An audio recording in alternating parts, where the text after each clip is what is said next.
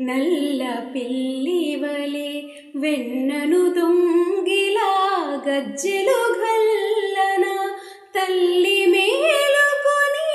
దొంగను చూసే ఆ